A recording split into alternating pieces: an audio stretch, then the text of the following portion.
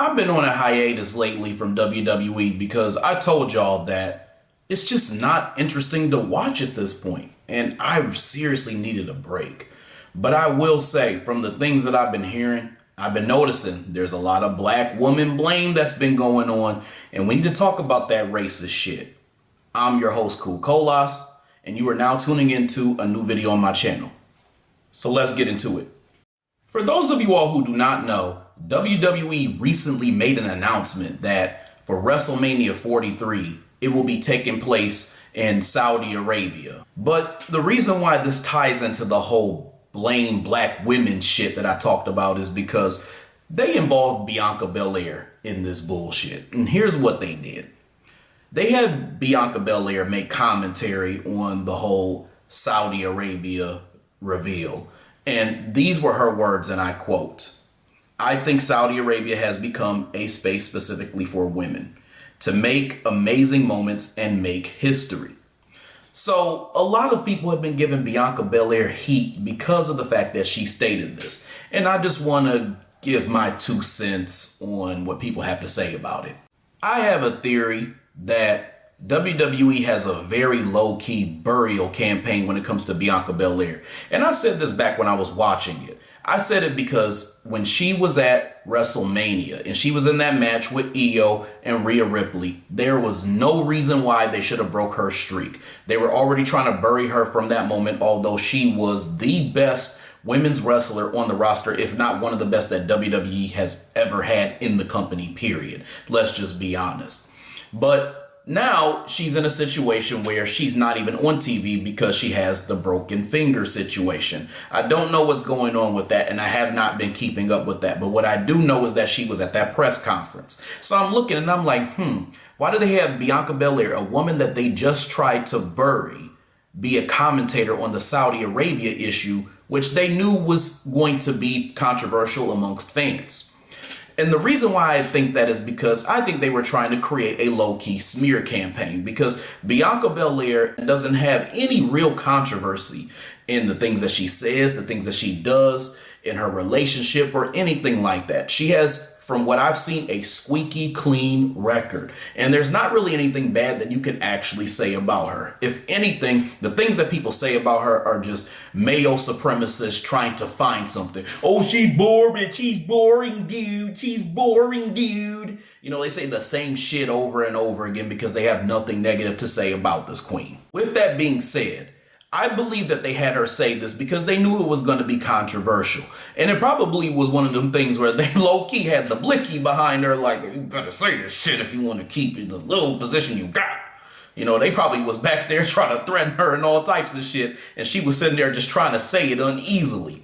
But my point in all this is that a lot of people were going in, they were like, you know, Saudi Arabia is a place that is not great for women, and, you know, there's a lot of things that go into that. They talk about, you know, how, you know, they got to be covered up when they go to certain shows and stuff like that. And also, too, this is not something I've seen a lot, but I'm pretty sure this ties into it.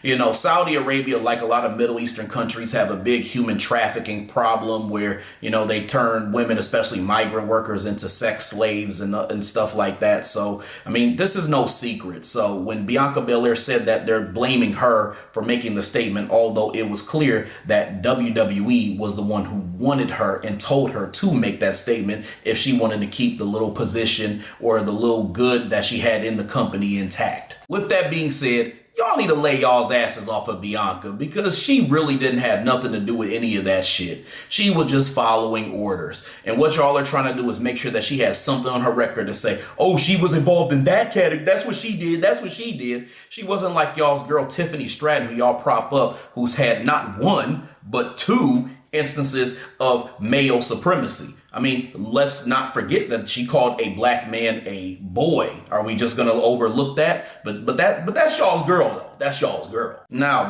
the next instance of blaming black women happened when it came to the referee named Daphne on Smackdown, on the most recent episode of Smackdown at that. And a lot of people were upset because of the botch finish that happened with the match between Jade Cargill, Nia Jax, and Tiffany Stratton. So before I even go into any of these instances or anything that or how I feel about this just in general, I just have to say that even without watching it, I'm already tired just from hearing that Nia Jax is facing this bitch Tiffany Stratton yet a fucking again. But even beyond that, let's just talk about the situation. Everybody is blaming her because there was a botch finish where Jade was going to pin Nia and then she was counting. And then there was a part where Tiffany kicks Jade and she goes for the pin on Nia. And so as she's counting, it's a botch finish because she counted 2. Nia was still laying there. Tiffany was still pinning her. But clearly, anybody who looked at that could see that it was a 3 count. So they're blaming her to say that she should have just counted the pin and then just kept it at that. This is my thought process when it comes to what actually happened there. I'm not saying this because I think she's a little flat ass, big titty, racist bitch. But I'm saying this because I actually think that she's at fault. I believe that Tiffany Stratton was at fault in this situation, and I'm going to tell you why. Because when I watched that clip or that match in general, what I noticed is that it was supposed to be a spot potentially where Nia was laying down because she was knocked down, and then Jade was about to go for a pin, and Tiffany was supposed to kick her off, then go for the pin in order to take Jade's credit like some people would do in matches. But what happened was Tiffany missed the spot in order to break the pin or the potential pin that was supposed to be going on to knock Jade off of Nia. And then she was supposed to go for the pin, which was supposed to lead to her basically getting out of the pin, that being Nia. But instead, it led to a thing where she kicked her. And then, like, because she took so long, she tried to pin Nia after Jade had just tried to pin Nia. Because what did not make sense was for Tiffany to basically cover Nia after her ass just basically all she did was a kick. Because we all know that Tiffany is basically like a 3-trick pony. She only has 3 damn moves. I mean, she has that one move where she does the backflips and then she just knocks her body into the person. She's got that one move that's supposed to be like the Alabama Slam. And then she's got that moonsault that everybody just goes gaga over. But she didn't do none of those moves. She just kicked Jade off of Nia and then went for the pin. So there's no way that the finish for a championship match was supposed to be based off of Tiffany basically kicking Jade off of Nia and then going for the cover. So a lot of people are basically blaming this black woman and basically saying that she should have just counted it and should have just improvised and act like this was supposed to be the result. That's just some straight bullshit. Let's just be real. This is some blame the black woman again shit, because what ended up happening was she was the one who had to sit around and she had to start apologizing about what happened. Not bitch ass Tiffany, not Nia, Daphne. She had to go around and apologize for not counting correctly, despite the fact that Tiffany's ass ended up missing the actual kick and breaking the fall. So that's really what the problem was. But again, they had to guilt trip her, and that's how it always goes down. When fans or these male supremacist fans start perceiving that black people cause some type of issue, the black person has to go and has to start apologizing. But have you noticed that every time that Tiffany has made mistakes, whether it was purposeful or whether it was unintentional, you notice that this mayo eating bitch never apologizes? She doesn't say shit. She didn't even say anything when those racist situations went on that she caused. She didn't say a damn thing. But the black ref has to apologize when it clearly wasn't her fault, and she clearly was just following instructions and basically was thrown off by this mayo bitch's missed cue. We need to talk about Jade Cargill too, y'all, because she's in this blame the black woman thing as well. If you were watching that match, at the very end, there was a botch where Nia basically busted Jade Cargill open like she pretty much has done other wrestlers as well too in her past wrestling career. But that's neither here nor there. The point is that she got a really bad bust open on her eyebrow by her eye, right? And so that didn't really lead or merit to anything like a war scar or whatnot, because Tiffany ended up winning the match anyway. And so the reason why I say that Jade Cargill was in this blame the black woman type of thing is because I believe that people are basically going to say that the reason why there was an issue with this match was because Jade Cargill was already not someone who was fit to even have a match with Tiffany Stratton anyway. People are going to go and they're going to say, oh, well, she's not that good. She's this, she's that. I've been seeing these suspected white supremacists that she's not that good. She's not this, she's not that.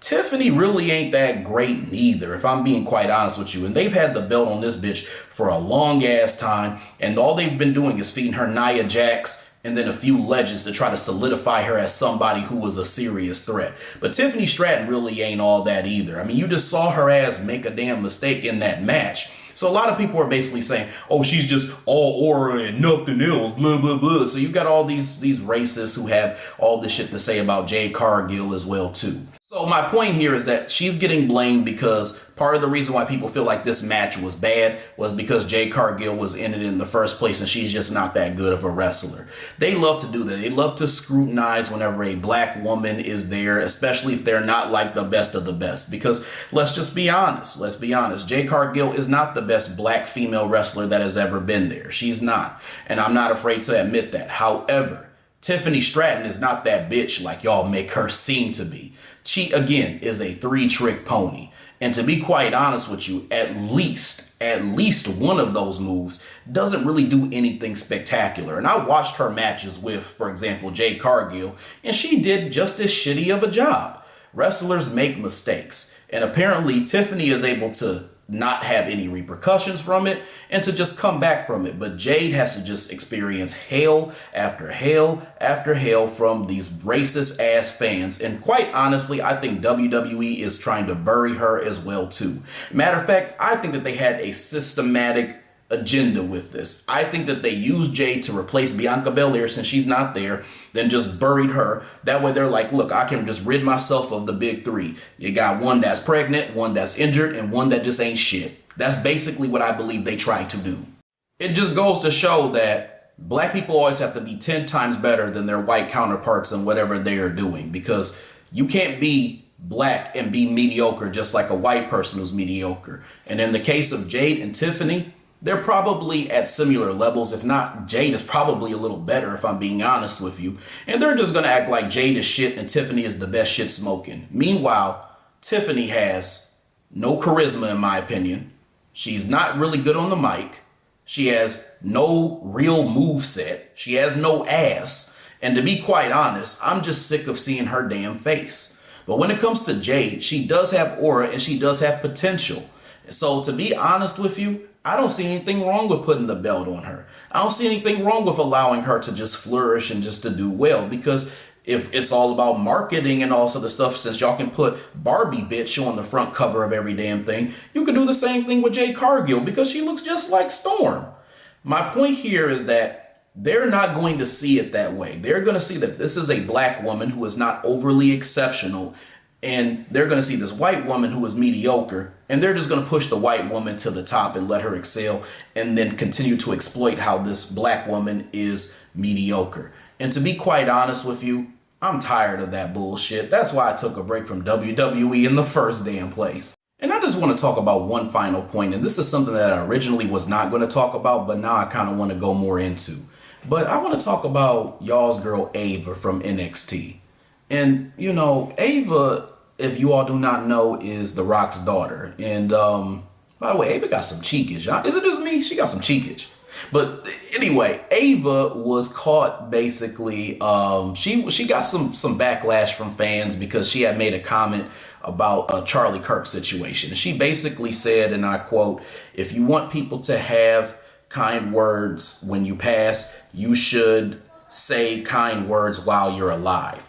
And to me, that was a very simple thing to say. I mean, it wasn't anything that was too deep. It wasn't anything that was celebratory of his death. It wasn't anything that was demeaning. It wasn't even anything that was really mocking. What she said was true, and what she said was very simple. But once again, they're going to sit there and try to tarnish the black woman for speaking her mind. It's like black women can't do any damn thing. They can't be decent at wrestling. They can't follow directions that are given to them. They can't speak their mind on issues. They can't do their best, even though people around them who are not black are making mistakes, without them getting some type of blame from these racist, mayonnaise eating fans that got something to say, because now they're trying to trash her. They're like, why she doesn't have the charisma of her daddy? They got all this other shit to say about her. So I just saw that and I was like, yo, like, that's just crazy. And again, like, how is this woman standing on business more than her damn dad, and then y'all still got something to say about her?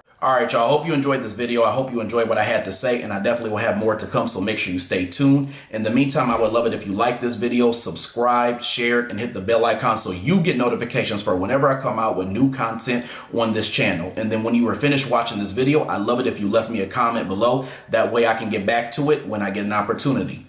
Other than that, I'll talk to y'all later. Peace out, y'all.